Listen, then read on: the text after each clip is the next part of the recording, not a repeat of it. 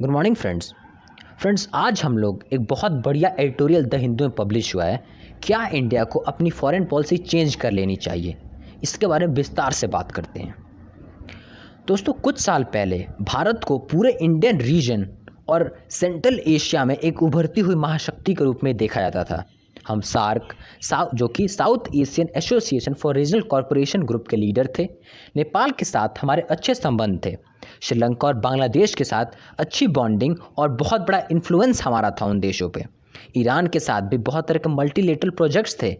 हम चाइना के साथ कोऑपरेट करते हुए कम्पीट कर रहे थे। मगर दोस्तों, आज ये सिचुएशन बिल्कुल रिवर्स हो गई है। आज हम शायद 20 साल में सबसे बड़े नेशनल सिक्योरिटी क्राइसिस से जूझ रहे हैं, जब चाइना ने अपना रुख एलएसी पे बिल्कुल चेंज कर लिया है। हमने 45 साल में पहली बार 20 से अधिक जवानों को लाइन ऑफ एक्चुअल कंट्रोल पर खोया है। नेपाल ने भी अपने संबंध हमसे बिगाड़ लिए हैं और आए दिन हमारी टेरिटरी को अपने नक्शे पे दिखाते रहता है। श्रीलंका चाइना की ओर टिल्ट है और उसने कई इंफ्रास्ट्रक्चर प्रोजेक्ट्स चाइना को सौंपे हैं। बांग्लादेश CAA से चिढ़ा हुआ है। ईरान ने अपने रेलवे लिंक प्रोजेक्ट जो कि इंडिया को दिया था वो कैंसिल कर लिया है, जो कि छाबहार पोर्ट को जहेदन से जोड़ता है। तो दोस्तों, हम यहाँ तक पहुँचे कैसे? तो एक्सपर्ट्स की माने तो इसके मेनली 2 कारण हैं। Number 1, US line. तो US लाइन समझते हैं पहले। जब से हमने अपनी पार्टनरशिप US पे डिपेंड करनी शुरू कर दी है, वहीं से हमने अपनी पॉलिसीज़ US के इंटरेस्ट में बनाने लगे हैं। दोस्तों, फिर से मैं दोहराता हूँ। दोस्तों, जब से हम अपनी पार्टनरशिप US पे डिपेंड करने लगे हैं, उस समय से ही हम अपनी पॉलिसीज़ US के इंटरेस्ट को देख के बनाने लगे हैं। इसका सबसे बड़ा एग्जाम्पल ईरान का केस है। दोस्तों, छाबहार पोर्ट का एग्रीमेंट इंडिया और ईरान के बीच सन 2003 में साइन किया गया था और ये प्रोजेक्ट को पूरा करने का काम इंडिया को मिला था। पर इंडिया ने US के प्रेशर में आके प्रोजेक्ट का काम काफ़ी स्लो कर दिया और समय के साथ अपना इंटरेस्ट भी काफ़ी हद तक कम कर दिया। जबकि ये प्रोजेक्ट इंडिया को सेंट्रल एशिया का एक अल्टरनेट रूट ऑफर करता था, पाकिस्तान को बाईपास करके। इंडिया ने UN में भी ईरान के अगेंस्ट वोट किया था। 2015 में ईरान न्यूक्लियर डील के बाद इंडिया ने ईरान से ऑयल परचेज करना काफ़ी बढ़ा दिया था और छाबहार पोर्ट के थ्रू अपनी ट्रेड को भी काफ़ी एक्सपेंड कर दिया था। 2016 में प्राइम मिनिस्टर नरेंद्र मोदी ने अफगानिस्तान और ईरान के साथ तेहरान में एक ट्राइलेटरल कनेक्टिविटी प्रोजेक्ट साइन किया, जिसका मकसद अपने ट्रेड को उन देशों के साथ बढ़ाना था, उन दोनों देशों के साथ काफ़ी हद तक बढ़ाना था।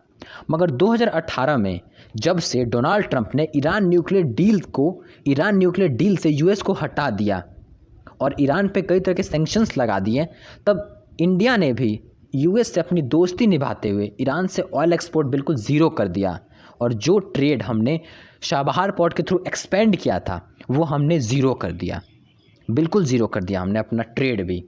बीजिंग का इंडिया के खिलाफ जो एग्रेशन है वो भी एक्सपर्ट की माने तो हम US से क्लोज जा रहे हैं, इसके कारण ही है।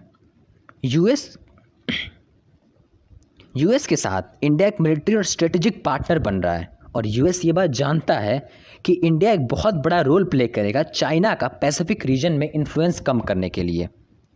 एक्सपर्ट की माने तो लाइन ऑफ एक्चुअल कंट्रोल पे जो एग्रेशन हुई थी वो बस एक लोकलाइज्ड कॉन्फ्लिक्ट नहीं थी, बट PLA ने स्ट्रेटेजिकली ये किया था, जिसका मेन रीज़न इंडो-US के बीच स्ट्रेटेजिक पार्टनरशिप। अब बात करते हैं दोस्तों सेकंड रीज़न की। पहला रीज़न तो हमने डिस्कस कर लिया, US लाइन। सेकंड में रीज़न है डोमेस्टिक पॉलिटिक्स। जी हाँ दोस्तों, बांग्लादेश जो कि एक मुस्लिम मेजॉरिटी कंट्री है, वो इंडिया के डिसीजन से काफ़ी नाराज़ था और बांग्लादेश ने ये तक कह दिया था कि इंडिया सिर्फ मुस्लिम माइनॉरिटी देशों को ही अपनी सिटीजनशिप प्रोवाइड कर रहा है। CAA के आने पर अफ़गानिस्तान में भी एंटी इंडिया प्रोटेस्ट हुए थे। UN में भी दोस्तों इस डिसीजन की काफ़ी निंदा की गई थी और UAE भी इस बिल के काफ़ी अगेंस्ट था। दोस्तों, हमें एक बात तो समझ लेनी चाहिए कि जितनी भी ग्रेट पावर्स हुई हैं वर्ल्ड में, जितनी भी ग्रेट पावर्स हैं, उन्होंने स्टार्टिंग में पहले अपनी स्टैंडिंग स्ट्रॉन्ग की है, पहले अपनी स्टैंडिंग कॉन्क्रीट की है, फिर ही जाकर उन्होंने सख्त कदम उठाए हैं। एग्जाम्पल के रूप में आप सोवियत यूनियन का एग्जाम्पल ले सकते हैं। सोवियत यूनियन ने वर्ल्ड वॉर 2 के टाइम पहले अपनी अलाइज पे जीत प्राप्त की, फिर ही उसने सुपर पावर की तरह एक्ट करना शुरू कर दिया। चाइना भी 4 दशक से अपनी इकॉनमी मजबूत करने में लगा रहा और आज जब उसकी इकॉनमी एक तरह से बहुत ज़्यादा मजबूत हो गई है तो वो यूएस को तक धमकी देता है। तो दोस्तों आपको जानकारी के लिए एक बात बता दें कि 1987 में इंडिया और चाइना की जीडीपी लगभग सेम थी, बट आज लगभग 23 ईयर्स के बाद अगर हम देखें तो चाइना के जीडीपी 4.78 टाइम्स हमसे ज़्यादा है। दोस्तों देख सकते हैं कि चाइना और सोवियत यूनियन जैसे देशों ने पहले अपनी स्टैंडिंग कंक्रीट की, फिर जाके उन्होंने सख्त कदम उठाए। दोस्तों ये चीज़ हमें भी इन कंट्री से सीखनी चाहिए कि पहले हमें स्टैंडिंग कंक्रीट करनी चाहिए, फिर जाके सख्त कदम उठाने चाहिए। तो दोस्तों इसका कंक्लूजन क्या निकलता है? दोस्तों करंट क्राइसिस को देखते हुए हमें अपनी फॉरेन पॉलिसी को दोबारा एक बार एनालाइज करने की ज़रूरत है, क्योंकि हम एक बार एनालाइज करेंगे अपनी फॉरेन पॉलिसी के पास्ट में हमने क्या गलतियां की या क्या हमसे गलतियां हुई और फ्यूचर में हम वो गलतियां रिपीट नहीं करेंगे, तब तक मेरे को नहीं लगता है कुछ सॉल्यूशन हो पाएगा। दूसरी बात दोस्तों, हमारे पास रिसोर्सेज की कोई कमी नहीं है, क्योंकि आज भी नासा जो कि वर्ल्ड का one of the best space agency है, उसमें 70 to 80% साइंटिस्ट इंडियन ओरिजिन के ही हैं।